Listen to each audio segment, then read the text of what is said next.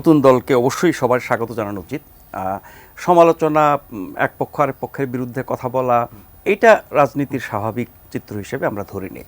খুব আপত্তিকর বা আক্রমণাত্মক কিছু না হওয়া পর্যন্ত, সেটি মৌখিক আক্রমণ এবং শারীরিক আক্রমণ, সেটি গ্রহণযোগ্য না। কিন্তু এক পক্ষ আর পক্ষের বিপক্ষে বলবে, সমালোচনা করবে, বিরোধিতা করবে, দোষ ত্রুটি খুঁজবে, সেই দোষ ত্রুটি যাতে আবার অবান্তর না হয়, মানে ভিত্তিহীন যাতে না হয়, সেটাও তো রাজনীতির স্বাভাবিক চর্চার মধ্যে পড়ে। কিন্তু বিএনপি জন্মের আগে একটা দলের বিরোধিতা করছে, সেই জায়গায় আসার আগে বলি যে ভদ্রলোক ফোন করে জিজ্ঞেস করলেন যে নতুন দলে বয়োজ্যেষ্ঠরা অংশ নিতে পারবেন কিনা, এই কারণে করেছে কারণ আমরা কিন্তু প্রধান উপদেষ্টা সহ অনেকের মুখে যে কথাটি অনেক দিন ধরে শুনছি, ছাত্রদের দল, ছাত্রদের নতুন দল। এতে করে মানুষের ধারণা এটা শুধু ছাত্রদের দল হবে, তার মানে ছাত্রত্ব যাদের শেষ, বয়স বেড়ে গেছে তারা হবে না, তা কিন্তু না। বিষয়টা ছাত্রদের দল বললে আরেকটা কনফিউশন হয় যে ছাত্রদের দল বা সংগঠন বলতে ছাত্র সংগঠন বোঝায়। ওনারা তো ছাত্র সংগঠন করছেন না, ওনারা জাতীয় রাজনৈতিক দল করছেন। তো সেই জাতীয় রাজনৈতিক দল কি ছাত্ররাই থাকবে শুধু? তা তো না। আর ছাত্র যদি বলি আমি, ছাত্র পরিচয়, তাহলে তার প্রধান কাজ হচ্ছে পড়ালেখা করা। তো পড়ালেখা শেষ করে তিনি রাজনীতি করবেন, ব্যবসা করবেন, চাকরি করবেন, অনেক কিছু করতে পারেন।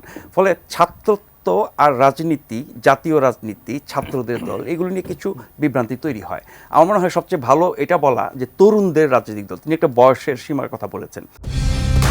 কালার এক্সপার্ট, জর্জ স্যাপ এবং মাইল্ড অন হ্যান্ডস টেকনোলজি সমৃদ্ধ অরিক্স ক্রিস্টাল ওয়াশ আপনার লন্ড্রি এক্সপার্ট।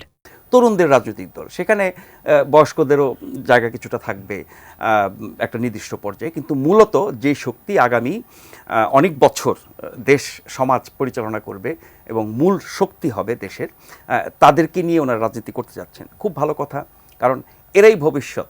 এই মানুষগুলোই আগামীতে গুরুত্বপূর্ণ দায়িত্বে থাকবে এবং এখন যারা তাদের চেয়ে বেশি বয়স্ক তারা ওই সময় হয়তো থাকবেন না, অনেকেই থাকবেন না। ফলে ভবিষ্যতের বাংলাদেশ এই প্রজন্মের হাতে, এই বয়সী লোকের হাতে, তরুণদের হাতে। তারা দল করছেন তাদের মতো করে বাংলাদেশ গঠন করার জন্য। চমৎকার। নতুন দলটি সম্পর্কে আমরা নাম ধাম নেতৃত্ব নিয়ে আলাপ এর মধ্যে আপনি করেছেন। যারা এই 5ই অগাস্টের গণ অভ্যুত্থানের নেতৃত্ব দিয়েছেন, অনেক পরিচিত মুখ। তিনি বলছেন জাতীয় পর্যায়ে সবাই পরিচিত, 16 জনের কথা বোধহয় আপনি বলছিলেন, যে আমরা অনেককেই চিনি জাতীয় পর্যায়ে। এখন প্রত্যেকের চেনাটা, আমি 5ই অগাস্টের পরের কথা বলছি, 5ই অগাস্ট পর্যন্ত একটা ধাপ ধরি, তখন পর্যন্ত আমাদের শীর্ষ পর্যায়ে যে ছাত্রনেতারা বা সমন্বয়করা ছিলেন তাদের ভূমিকা এবং 5ই অগাস্টের পরের ভূমিকা বা এখন পর্যন্ত গত 7 মাসের ভূমিকা, পরিচিত হওয়া আর গ্রহণযোগ্য হওয়া এক জিনিস না। যেমন নাহিদ ইসলাম খুবই ইতিবাচক ভাবমূর্তি একটা তার আছে। আমি সংবাদকর্মী হিসেবে সেই আন্দোলনের সময় এবং আন্দোলন পরবর্তী তার কথা, তার কাজ, তার আচরণ সব কিছু মিলে যদি বলি, খুবই ইতিবাচক, গ্রহণযোগ্য, মানে ভালোবাসার মতো একটা মানুষ। এরকম আরও অনেকে আছেন, সবাই কিন্তু না, আমি কারো নাম বলছি না, সবাই কিন্তু না। কারো কারো পরিচিতি বেড়েছে জাতীয় জুড়ে, শুধু দেশ জুড়ে না, দেশের বাইরেও। কিন্তু সেই পরিচিতিটা কেমন, কতটা ইতিবাচক, কতটা নেতিবাচক, সাধারণ মানুষ কীভাবে ভাবছে, আন্দোলনকারীরা কীভাবে ভাবছে, অন্য দল কীভাবে ভাবছে, সেগুলো নিয়ে আলোচনা হতে পারে। কিন্তু নাহিদ ইসলাম নতুন দল নেতৃত্ব দেবেন, খুব ভালো। এখন দ্বিতীয় শীর্ষ পদে বা তৃতীয় শীর্ষ পদে, অন্যান্য পদে কারা আসবেন সেটা দল ঘোষণা করলে আমরা জানতে পারবো। অনেকের নাম আমরা শুনছি।